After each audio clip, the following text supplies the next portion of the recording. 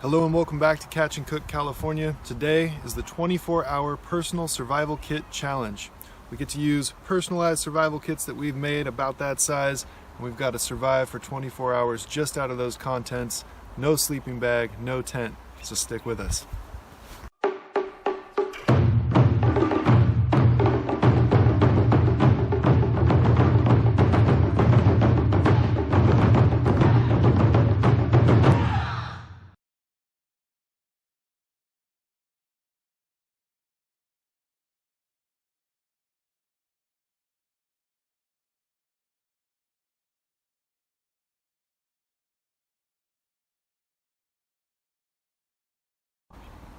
This week's giveaway winners, those stone points, goes to Rory Riminac and Robert Lopez. So congratulations, leave us a comment and we'll get those out to you. All right guys, that's the kit. It's not tiny, but that's the kit. And I gotta make a slingshot.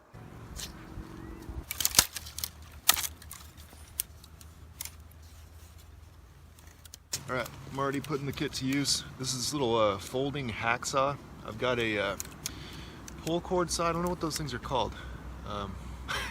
Yeah, I'm super prepared. Anyway, I'm gonna use this for some manzanita here. See if I can't cut this. It's already dead and standing. And I'm gonna try and make this into my slingshot. So I wanna make as few cuts as possible so that I'm not wasting energy. And I'm gonna do basically what I would do if I was using stone tools. I'm gonna groove and snap it. Keep your eyes away from it when you bend it back. There we go. That's going to be the handle, and I'm going to make two cuts up here. The cut here wasn't perfect, but it's alright, I can clean it up. It's not a big deal. It's definitely not the most effective saw that I've ever used. I'll tell you what, I'm pretty impressed.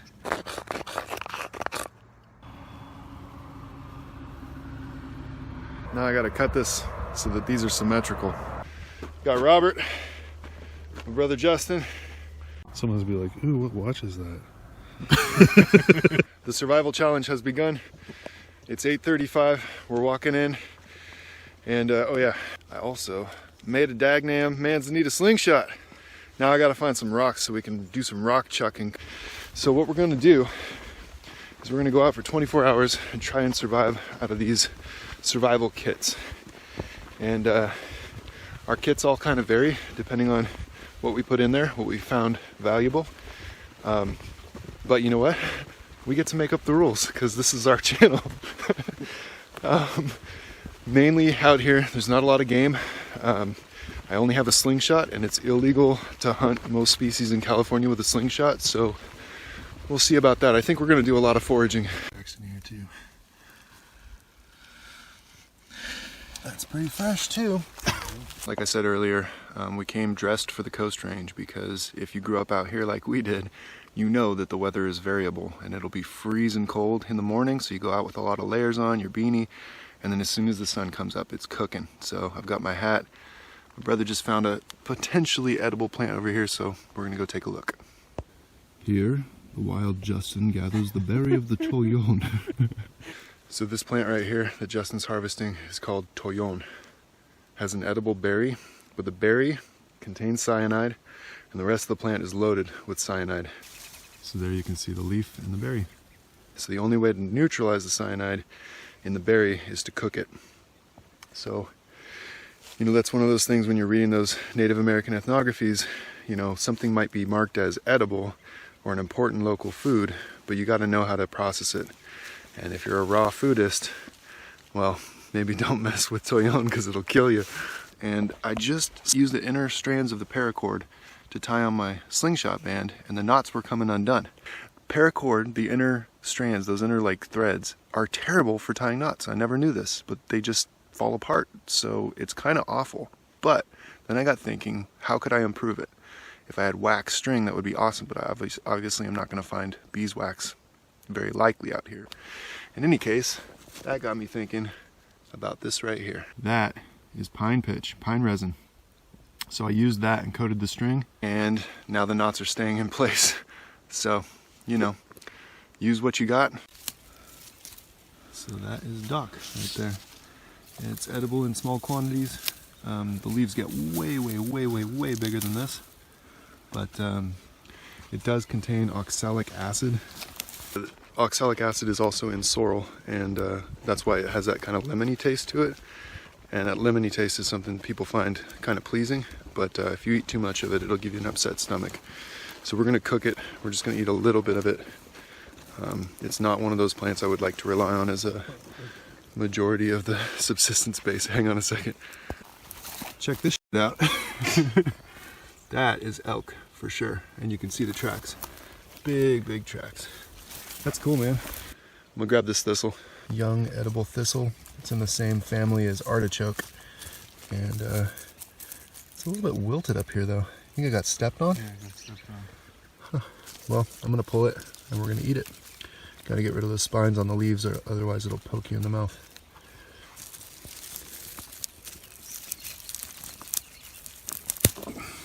Here you can see Justin's looking at a big old marsh full of cattail.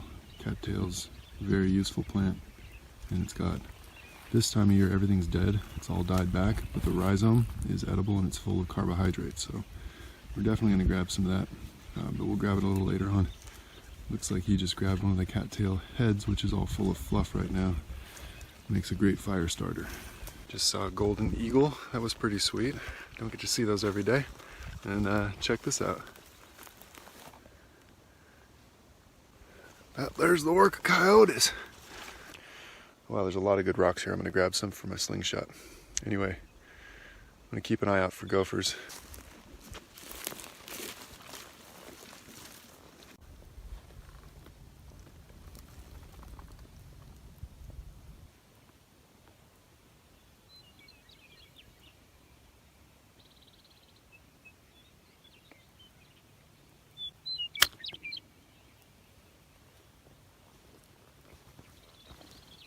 I just got a shot with the slingshot at a gopher. He was sticking his head out. Now that we're down in this depositional environment, right? So all of the slopes out here, they're erosional. Everything's just kind of washing down. And down here in the valley is depositional. You get a lot more soil buildup because there's a lot of grass that's not getting washed away. It breaks down, turns into actual organic soil. And as a result of having more grass and better soil and whatnot, that's where you find these little gopher colonies. Oh, son of a gun. Well, that's not going to do us any good on a day like this, when all I got is a slingshot. There's a bunch of wild pig burrowing, or rooting right here. Looks like somebody went through with a rototiller, huh? Yeah, that's from wild pigs. Makes sense to me. They chose to do all this rooting right underneath these beautiful valley oaks. Get some shade. And out here in this valley in here, the shade produces better grass because it holds more moisture. That's what we're calling home. Got a nice little stream right there. The guys are purifying some water. They're both cutting some sticks to assemble a saw on the spot. What a beautiful spot, huh? Check out these little guys.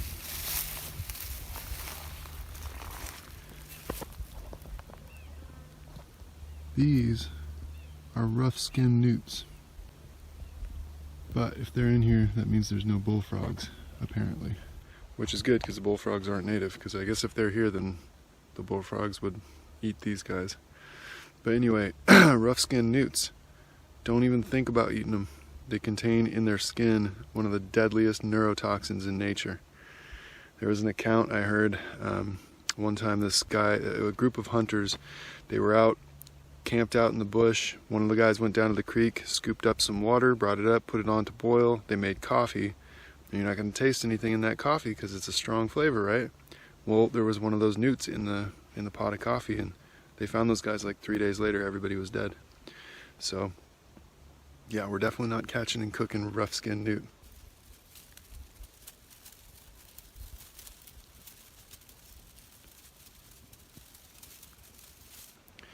There's raccoon tracks right here. Oh, cool. Isn't that cool? Like a colony of newt eggs, and then there's like a whole bunch of newts just hanging out around it. So, I don't know. I would assume the newt eggs are probably poisonous too. Here comes one trying to get some air. Back down to the bottom. Haven't seen any more gophers. So I'm really going to concentrate on just kind of scouting the area, seeing what resources are here. Definitely the greens are going to be a big help for us, and obviously I think the most important thing is the carbohydrates from the cattail and the tule rhizome. What'd you just make? Made a little wire saw into a frame saw. I love it. Using gray pine and Swiss Army knife in my tracker. Put this thing together. That's like the scariest knife in the world, man. At least I know where I'm gonna go when there's a zombie apocalypse. I'll just go stand by you, let you take over. You should see when this thing's curls. It's awesome. Yeah? Yeah, it does a really good job of making curls. So, be later tonight. Sweet, man. And you're working on one too? Yeah, I'm almost done. Dude, that's hella cool. I don't know yet if it's any good. Yeah. We'll know in a second, though. It looks cool, though. That's all that counts, man. I'm out here just for the Instagram experience.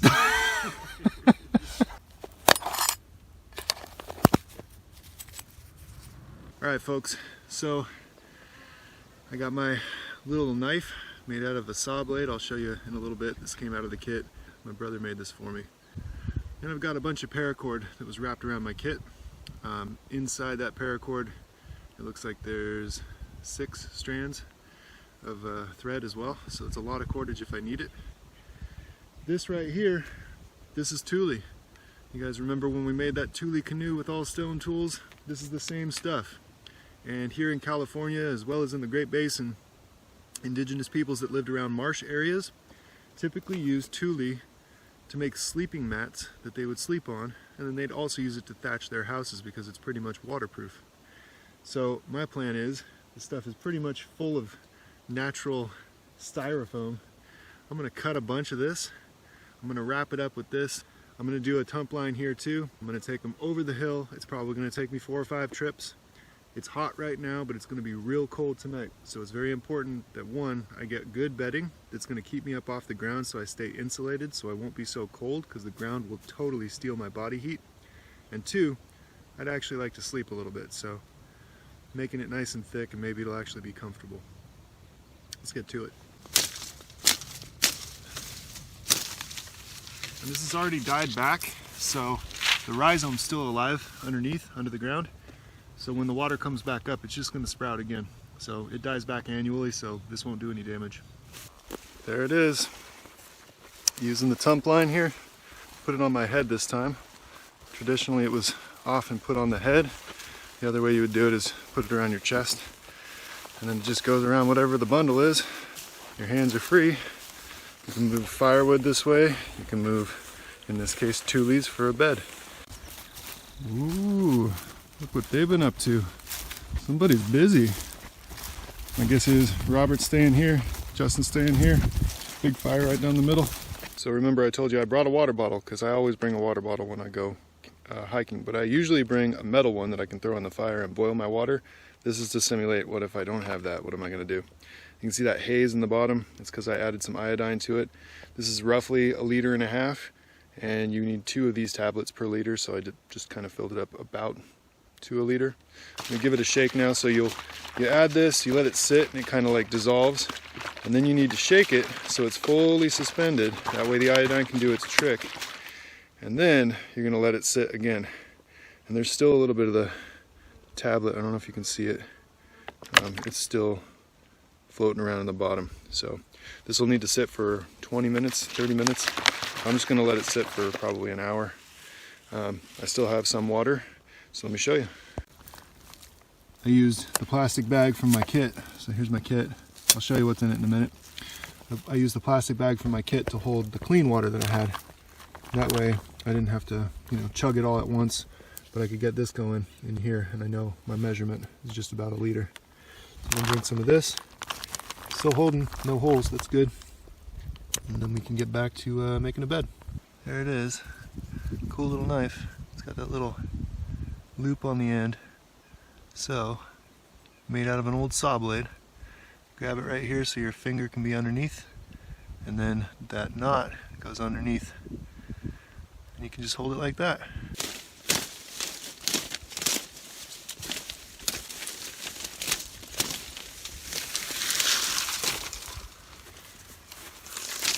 So that'll be my nice, comfortable tule bed.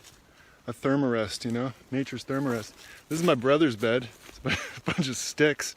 He likes the bed of nails kind of thing. No, I'm just kidding. The sticks are actually important. But why do you put the sticks down, bro? Well, it's like the box spring on your mattress. So like, it's it gets you up off the ground, gives you some spring in the bed, and keeps you from getting cold from all your heat getting sucked into the cold, wet ground.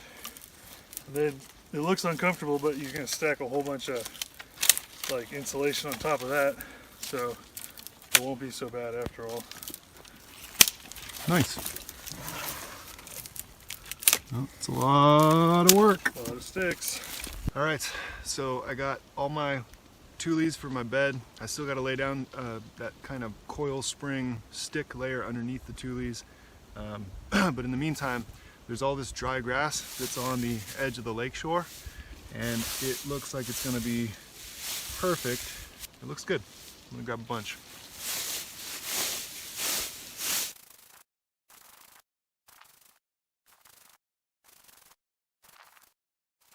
All right, there it is. Big old bundle.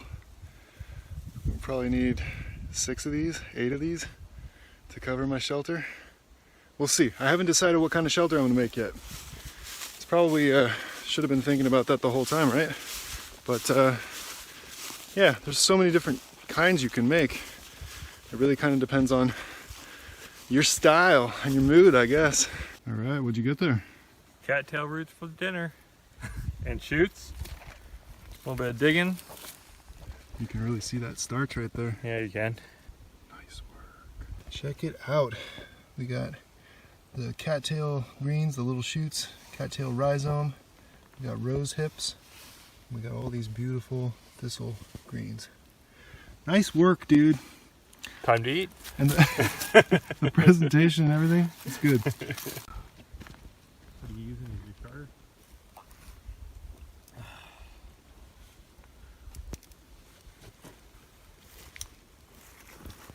Now it's the end of our sun. Going down the last hill there. I have a ferro rod. I've got some. Paracord turned out to be awesome. I removed the strands from the inside here, and so I was able to use the shell as my main cord for the shelter.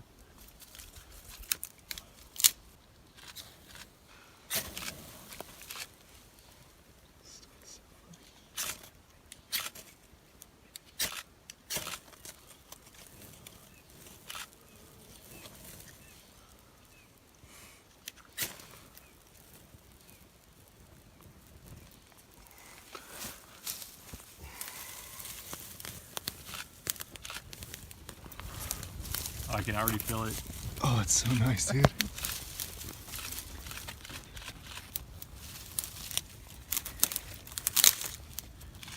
Alright, so we're just clearing the ground around the fire over here,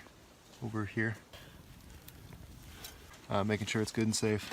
I just did a little origami with some thick tin. I don't like this. It's got a little hole in it, so I'm only going to be able to boil water in like one side of it. But I did bring these. It's like gyoza sauce, like for pot stickers. So one is hot oil, and then one is a soy vinegar. And I'm thinking hot oil and soy vinegar, put it on some greens, simple salad.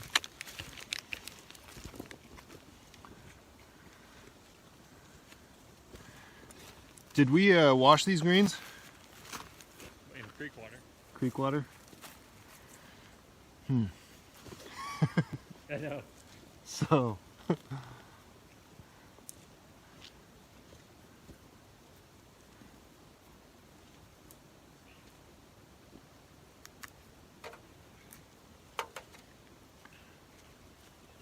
Yeah, if we did that, then maybe we have to Cook them. cook them, yeah. That probably is too. Be better anyway.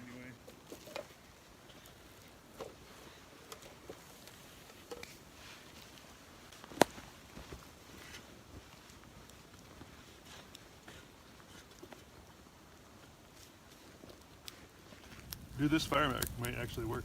It might actually work. I don't know, you can probably barely see me, but It's because we don't have any light. It's just a fire. So we pulled the cattail off. It's super fibrous, which we knew. But there's all this really nice starch all around these fibers. So you can just grab it, kind of peel it back. These we just threw right in the coals, and then we're going to boil some as well. Robert's trying some right now that's boiled, and he says it's even better than this. But this is good.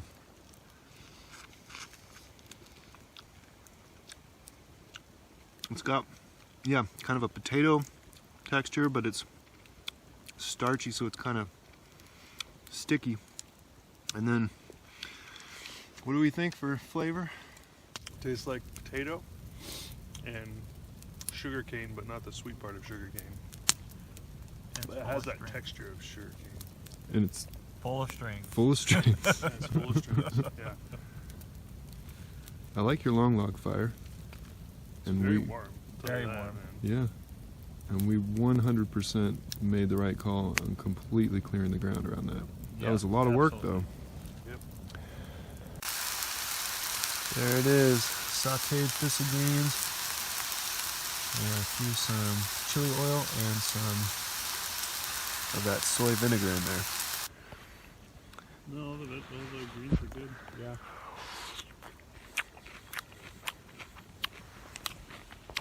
That's pretty good. It's a little bitter. I think boiling it helps.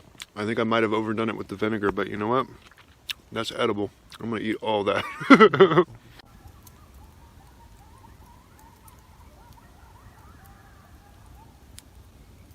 So, here's the deal with survival. 24-hour survival challenge, and all we had to do was make some shelters, some bedding, get a fire going, and then forage some stuff and eat. And we came here at 8:30 in the morning, and I haven't even had time to fully boil my water yet. We've been working all day, so you think you're gonna go out and it's gonna be just fine. It's not easy. So how do you guys like your beds? Those are good. Yeah, beds are good. Yeah. Yeah. Long log fire is good like 20% of the time. Yeah. 20% of the time the long log fire is good. And then it like dies down? Yeah. Yeah. Well, I like your one long log fire more than my no fire and being burrowed into a grass nest. But that grass does work though. That's pretty cool. It's definitely insulating. And Justin, you said you almost got lost that one time when we were hunting. Yeah. I feel like I have a good natural sense of direction and stuff, you know, and I think that just makes it worse because when you finally do get turned around, you're convinced you're going the right way. I can you know? totally see that happening. Yeah. So I always carry compass now. You know, this was before GPS, at least with my dad. So I usually have a GPS too. Yeah, if you get turned around, usually it's the end of the day, and you don't even know that you're going to have to spend the night until the end of the day. And then, if it's the end of the day, you have no time to build a shelter and all this stuff. So, I think you just end up having a terrible first night, and the next day, Fire and you just hang by the fire, yeah, and hopefully you have like, you know, water purification tablets with you and stuff like that. right, right.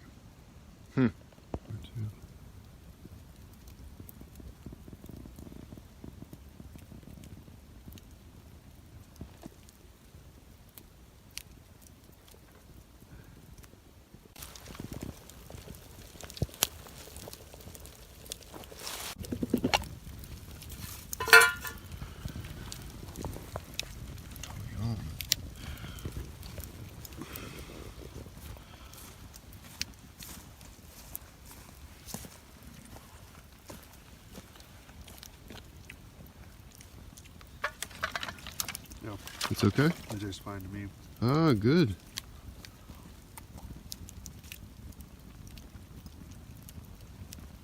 Yep. Sweet, sweet. My chopsticks are covered in ice. It was cold last night. It's a good time though. Yeah, it is. But Justin foraged a bunch of these toyon berries, which need to be cooked. Otherwise, they've got cyanide in them.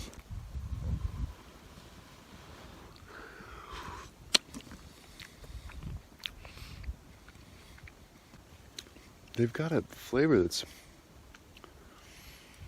reminds me of something. You think it's cranberries? Yeah, it is cranberries. That's what it is. I'm gonna put a bunch of sugar on mine. Yeah, I got some sugar too. I'll bring mine over. Alright. Touillon with a little bit of sugar from the sugar packet for my cat.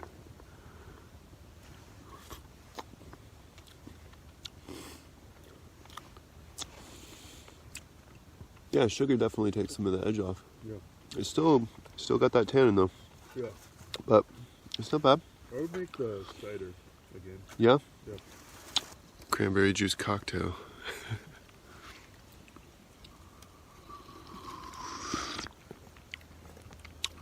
Oh yeah, the juice is good. But yeah, still got that bitter. But It's not too bad though. it's not bad at all.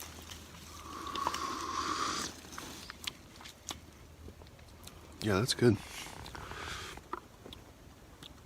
So, we woke up this morning and there's frost on everything except for us. Oh yeah, that's ice though. Yeah. The beds worked out great, kept a lot of loft, and this long log fire these guys got going is still burning. So I just nestled myself into my rat's nest over here and periodically would get up, warm myself by the fire and go back. And you know, all three of us had a rough night's sleep, but all three of us slept, so it wasn't the worst night sleep any of us have had, right? Yep. Right. Well, these guys are both dads, so I'm sure they can say. Well, there's my shelter. You can see frost on top of my hat there.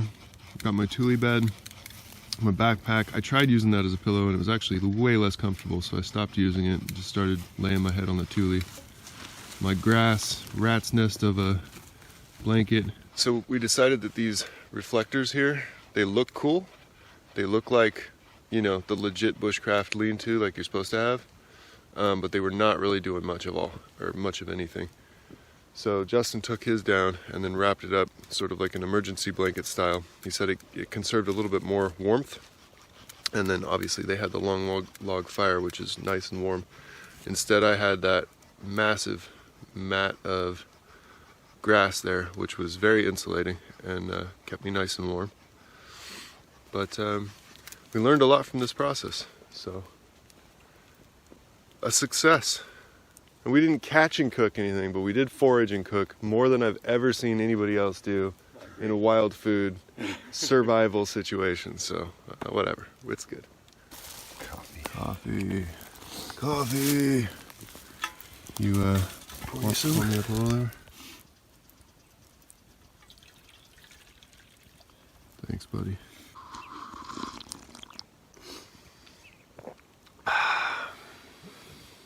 Dude. Hello, civilization. Coffee's pretty good, huh? That's totally good. I'll totally keep one of those in my pack. Starbucks Colombian. Starbucks Colombian. Yeah, the other ones aren't as good. Alright, we're going to dismantle camp, leave no trace, and make sure that fire's 100% out. Stir the coals with water and all that. Justin is extinguishing the fire, so that's all steam coming off of there. That was your second time ever camping in the winter? Ever camping in the winter. Well, that's a pretty badass way to do it, man. With no gear.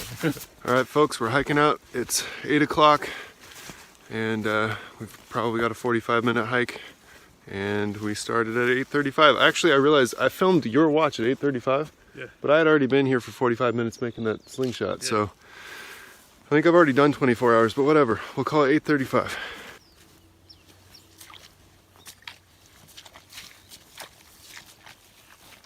Alright, so what did we learn? My Swiss Army knife with a saw was awesome. Yep. Use that a ton. I need to practice with my reflective blanket to figure out how really to use it. Yeah, I think spending some more time practicing shelter builds would be a smart thing to do. Yeah, I agree. And probably bring in more plastic. I brought 7-foot by 4-foot section, and it wasn't really enough. Especially if it had rained, right? Oh, if it had rained, I would have been screwed. We would have all been screwed. There's a surprising amount of forageable food in Oh, winter yeah. here. Yeah, We did good on the food. We did do it on food. yeah, cattails are good. I'd like to experiment with those more. Heck yeah.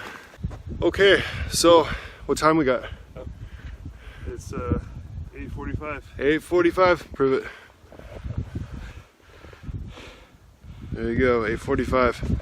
So we did it, 24 hours, and yeah, it's crazy how it was, what, 32 degrees like 2 hours ago, and now I can't wear my wool jacket on top. It's just too hot. I'm sweating. But that's the California Coast Range.